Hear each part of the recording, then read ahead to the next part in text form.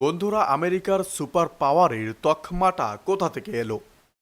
Iraq থেকে আফগানিস্তান আমেরিকার যুদ্ধের ইতিহাসটা আসলে কি বলছে? ভিয়েতনাম যুদ্ধ আমেরিকার ইতিহাসের সবচেয়ে বড় লজ্জার গল্প। ইরানের ভৌগোলিক বাস্তবতা কেন এটা আমেরিকার জন্য নাইটমেয়ার, মানে ভয়ের কারণ? পাহাড়, মরুভূমি, জলাভূমি, ইরানের জিওগ্রাফিটা এমন যে বিশ্বের সেরা সেনাও সেখানে আটকে যাবে। এই সব কিছু নিয়ে বিস্তারিত আলোচনা করবো। সঙ্গে থাকবে ট্রাম্পের বড় বড় কথা বনাম মাটির বাস্তবতা, অর্থাৎ গ্রাউন্ড রিয়েলিটি থাকবে বিস্তারিত আলোচনায়। তাহলে চলুন বন্ধুরা শুরু করি। দেখুন, আজকে একটা কথা দিয়ে আপনাদেরকে শুরু করি। তুমি যদি কাউকে বলো যে আমি সুপার পাওয়ার, তাহলে তোমাকে কি প্রমাণ করতে হবে?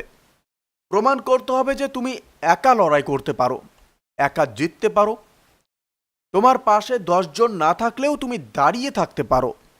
এখন বলো তো, আমেরিকা কি এই প্রমাণটা কোনোদিনও দিয়েছে বা কোনোদিন করেছে? করেনি, একবারও দেয়নি। আর এটাই আজকের পুরো কথাবার্তার মূল পয়েন্টে থাকবে বন্ধুরা। দেখো, আমরা ছোটবেলা থেকে শুনে আসছি আমেরিকা মানে সুপার পাওয়ার, আমেরিকা মানেই দুনিয়ার বস, আমেরিকা বললে কাঁপে, আমেরিকা চাইলে যে কোনো দেশকে মাটিতে মিশিয়ে দিতে পারে।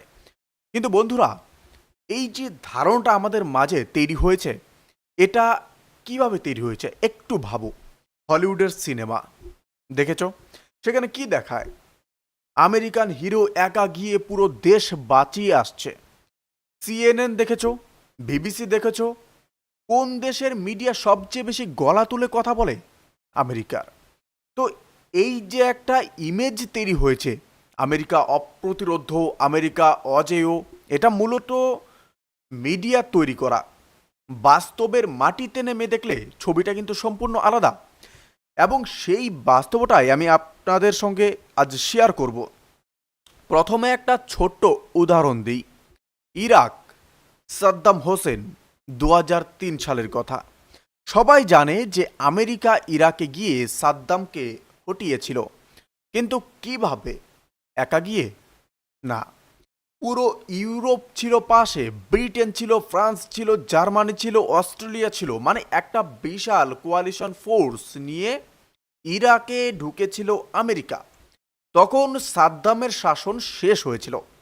এই প্রশ্নটা হলো, যদি সুপার পাওয়ার হতে বা সুপার পাওয়ার তাহলে যদি হতো, তাহলে অন্য দেশের বা এত দেশের সাহায্য কেন লাগতো? এই প্রশ্নটা মাথায় রাখো। এবার আফগানিস্তানের কথা বলি। তালেবান, আমেরিকা গিয়েছিল তালেবানকে শেষ করতে। 20 বছর থেকে ছিল আফগানিস্তানে। 20 বছর অর্থাৎ 2 দশক। মানে একটা বাচ্চা জন্মেছে, স্কুলে গেছে, কলেজে উঠেছে, এইটুকু সময় আমেরিকা আফগানিস্তানে ছিল। আর 20 বছর পর কি হলো? 2021 সালে কাবুল বিমানবন্দর থেকে আমেরিকার সেনারা এমনভাবে পালিয়েছিল যে সেই দৃশ্য দেখে পুরো দুনিয়া হতবাক হয়ে গেছিল। বিমানের গায়ে ঝুলে মানুষ পালাচ্ছিল। আর তালেবান আবার ক্ষমতায় বসে গেল। 20 বছর, হাজার হাজার কোটি ডলার, হাজার হাজার সেনার জীবন, সবশেষে ফলাফল শূন্য। এই হলো সুপার পাওয়ারের ছবি। এবার ভিয়েতনামে যাই। এই গল্পটা একটু বিস্তারিত বলা দরকার, কারণ এখন যেটা হচ্ছে ইরানে, সেটা বোঝার জন্য ভিয়েতনামটা জানা মাস্ট। সময়টা ছিল 1965 সাল। তখন ভিয়েতনাম দেশটা দুটো ভাগে বিভক্ত ছিল, উত্তর ভিয়েতনাম আর দক্ষিণ ভিয়েতনাম। উত্তর ভিয়েতনামে ছিল কমিউনিস্টরা। এই কমিউনিস্টরা দক্ষিণ ভিয়েতনামের দিকে এগিয়ে আসছিল, দখল নিতে চাইছিল আর কি। আর আমেরিকার মাথায় তখন একটাই চিন্তা ছিল, কমিউনিজম ছড়াতে দেওয়া যাবে না। কারণ তখন কোল্ড ওয়ার চলছে। আমেরিকা বনাম সোভিয়েত ইউনিয়ন, মতাদর্শের একটা লড়াই। আমেরিকা ডেমোক্রেসির পথে, সোভিয়েত ইউনিয়ন ছিল কমিউনিজমের পথে। তো আমেরিকা ঠিক করলো, আমরা দক্ষিণ ভিয়েতনামের পক্ষে লড়াই করব। আর পাঠিয়ে দিল 5 লক্ষ সেনা। 5 লক্ষ, এটা 5,000 বলছি না, বা 50,000 বলছি না, 5 লক্ষ সেনা।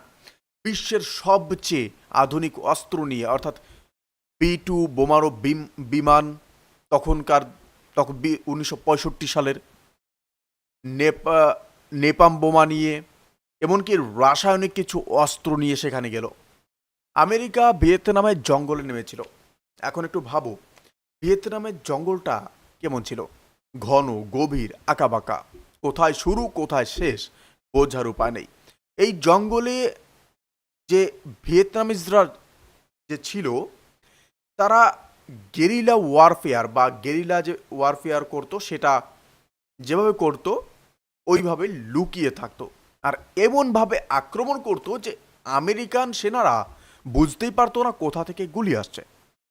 ওরা ধরতে পারেন যে আন্ডারগ্রাউন্ড টানেল বানিয়েছিল, কিলোমিটারের পর কিলোমিটার মাটির নিচে সুড়ঙ্গ ছিল, সেখান দিয়ে চলাফেরা করতো, অস্ত্র নিয়ে যেত, আক্রমণ করতো, আবার মিলিয়ে যেত। আমেরিকা কি করবে? বিমান থেকে বোমা ফেলছে, কিন্তু গেরিলারা মাটির নিচে রাসায়নিক অস্ত্র ছড়াচ্ছে বা রাসায়নিক অস্ত্র ছাড়ছে, কিন্তু জঙ্গলটা এতটাই বিশাল যে কোথায় ছাড়বে। এই যুদ্ধটা চলেছিল 19 বছর। 19 বছর। আর এই 19 বছরে আমেরিকার 58,000-এরও বেশি সেনা মারা গিয়েছিল, 3 লক্ষের বেশি সেনা আহত হয়েছিল, এবং শেষ পর্যন্ত 1975 সালে আমেরিকা ভিয়েতনাম থেকে বেরিয়ে আসতে বাধ্য হয়েছিল। সেই বেরিয়ে আসার দৃশ্যটাও ছিল অপমানজনক। যে সাইগন আছে, সেই সাইগনের আমেরিকান দূতাবাস, সেই দূতাবাসের ছাদ থেকে হেলিকপ্টারে করে লোক সরানো হচ্ছিল, কারণ নিচে ভিড় করে আছে অনেক মানুষ, ঢোকার রাস্তা নেই। পুরো দুনিয়া সেই ছবি দেখছিল। 5 লক্ষ সেনা, সবচেয়ে আধুনিক অস্ত্র, 19 বছর, আর ফলাফল পরাজয়। এটা মাথায় রাখো, কারণ এখন যা হচ্ছে সেটা বুঝতে এই গল্পগুলি আপনাদের জানা দরকার, আর এই গল্পগুলি লাগবে। এখন আসি বর্তমানে। ইরান, ডোনাল্ড ট্রাম্প ইরানের ওপর হামলা শুরু করেছেন, বিমান হামলা হয়েছে, মিসাইল ছোড়া হয়েছে, কিন্তু ইরান এখনো দাঁড়িয়ে আছে। এখন ট্রাম্প বললেন যে জমিনে সেনা নামাবে, অর্থাৎ গ্রাউন্ডে সেনা নামাবে। আর এই কথাটা শোনার পর থেকে দুনিয়া জুড়ে একটাই প্রশ্ন উঠছে, ইরান কি আমেরিকার জন্য দ্বিতীয় ভিয়েতনাম হবে? এই প্রশ্নটা এমনি উঠছে না, খুব কারণ আছে। 300-রও বেশি মেরিন সেনা মধ্যপ্রাচ্যে পৌঁছে গেছে, যুদ্ধজাহাজে হাজার হাজার সেনা আগে থেকেই মোতায়েন আছে, বিমানে করে আরও সেনা আসছে। পুরো একটা বিশাল সামরিক জমায়েত হচ্ছে মধ্যপ্রাচ্যে, এটা স্পষ্ট। কিন্তু সমস্যাটা হলো, ইরান ভিয়েতনামের মতো না, ইরান আরও কঠিন। বন্ধুরা, একটু ইরানের ভূগোলটা আপনাদেরকে বুঝিয়ে বলি। ইরান মানে শুধু একটা দেশ না, ইরান হলো একটা বিশাল বৈচিত্র্যময় অত্যন্ত কঠিন একটা ভূখণ্ড। ইরানের একদিকে আছে খাড়া পাহাড়, এই পাহাড়গুলো এতটাই খাড়া যে সেখানে হেঁটে ওঠা প্রায় অসম্ভব, সামরিক সরঞ্জাম নিয়ে ওঠা তো আরও কঠিন, একটু চললেই হাঁপিয়ে যাবে।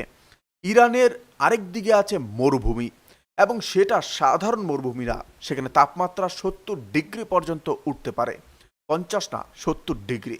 ভাবতে পারছো সেই গরমে একজন সেনা কতটা সময় টিকে থাকতে পারবে?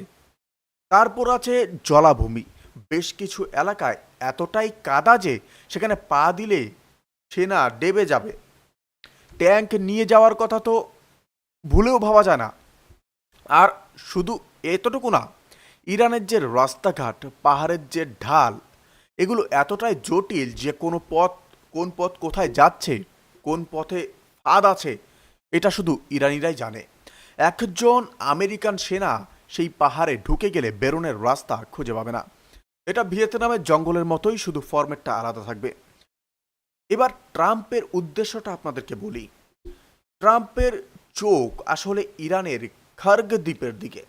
খার্গ দ্বীপ মানে হলো ইরানের সবচেয়ে বড় তেল রপ্তানির কেন্দ্র। পার্সিয়ান উপসাগরে এই দ্বীপ থেকেই ইরানের বেশিরভাগ তেল বের হয়। ট্রাম্প ভাবছেন সেনা পাঠিয়ে খার্গ দ্বীপ দখল করে নেব, সেখান থেকে তেল তুলব।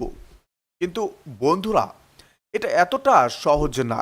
খার্গ দ্বীপের চারপাশে যে পাহাড় আছে সেগুলো একদম খাড়া, সরাসরি ওপরে উঠে যায়। সেখানে হেঁটে যাওয়া মানে নিজেকে সম্পূর্ণ উন্মুক্ত করে দেওয়া। ইরানি সেনারা ওপর থেকে দেখতে পাবে এবং নিচে নামা সেই আমেরিকান সেনাদের টার্গেট করতে কোনো সমস্যাই হবে না। এটা একটা মিলিটারি নাইটমেয়ার। এখন ইরানের পক্ষ থেকে যা বলা হচ্ছে সেটা আপনাদেরকে জানিয়ে দিই। ইরান বলছে, তোমরা যত সেনা পাঠাও, আমাদের 10 লক্ষ সেনা তৈরি হয়ে বসে আছে, তোমরা পায়ে হেঁটে আসবে, আমরা কাঁধে করে কফিনে নিয়ে তোমাদের ফেরত পাঠাবো। এটা শুধু কথার কথা না, ইরানের কাছে ড্রোন আছে, রকেট আছে, এবং তার চেয়েও বড় কথা, নিজের দেশের প্রত্যেকটি কোণের ভূগোল তারা চেনে। কোথা থেকে আমেরিকান সেনারা ঢুকবে, কোথায় আশ্রয় নেবে, কোন পথে এগোবে, ইরানি সেনারা এগুলো আগে থেকেই আজ করতে পারবে, আর সেই অনুযায়ী রকেট আর ড্রোন তৈরি রেখেছে। এখন এই পরিস্থিতিতে আমেরিকার পেন্টাগন কি করছে জানো?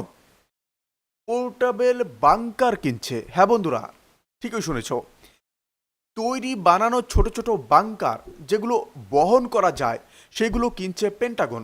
কারণটা একদম সহজ, মধ্যপ্রাচ্যে গিয়ে মাটি খুঁড়ে বাংকার বানানো তো সম্ভব না, কিন্তু সেনারা যখন জমিনে থাকবে তাদের কোথাও না কোথাও আশ্রয় তো নিতে হবে, মিসাইল আসবে, ড্রোন আসবে, কোথাও লুকোতে হবে। তো সেই সমাধান হিসাবে পোর্টেবল বাংকার। কিন্তু এখানেই প্রশ্ন, একটা পোর্টেবল বাংকার কি ইরানের ব্যালিস্টিক মিসাইল থেকে সেনাকে বাঁচাতে পারবে? এই প্রশ্নের উত্তর সবাই জানে, পারবে না। এবার একটু ট্রাম্পের কথাবার্তার দিকে যাই। দেখুন, ট্রাম্প বলছেন যে আমরা জিতে গেছি, কখনো বলছেন 5 দিনের যুদ্ধবিরতি হচ্ছে, কখনো বলছেন 10 দিনের যুদ্ধবিরতি হচ্ছে, একদিন বলছেন এক কথা, পরের দিন সব উল্টে দিচ্ছেন। কেন এটা করছেন? কারণ শেয়ার বাজার। দেখুন, যতই হোক ট্রাম্প একজন বিজনেসম্যান। ট্রাম্প যখন ইতিবাচক কথা বলেন, বাজার একটু ওপরে ওঠে, তেলের দাম একটু কমে। এই মুহূর্তে মধ্যপ্রাচ্যের যুদ্ধের কারণে শেয়ার বাজার অনেকটাই নিচে নেমে গেছে। তো বাজারকে একটু চাঙ্গা রাখতে ট্রাম্প বড় বড় দাবি করছেন, কিন্তু এখন সেই ফন্দি আর কাজ করছে না।